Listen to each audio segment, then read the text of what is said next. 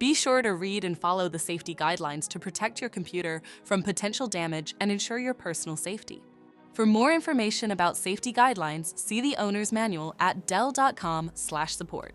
Before you begin, turn off the computer and disconnect all the attached peripherals.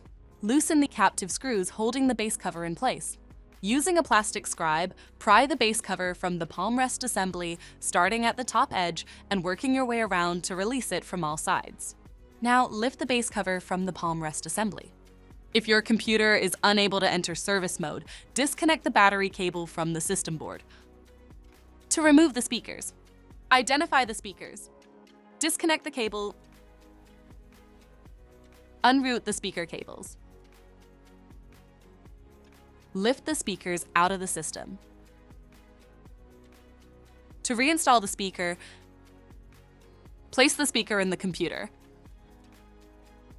Route the speaker cables. Connect the speaker cables.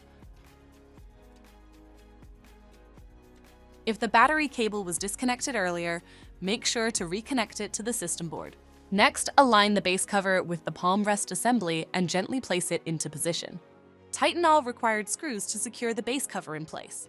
For more information about your Dell system, visit dell.com/support.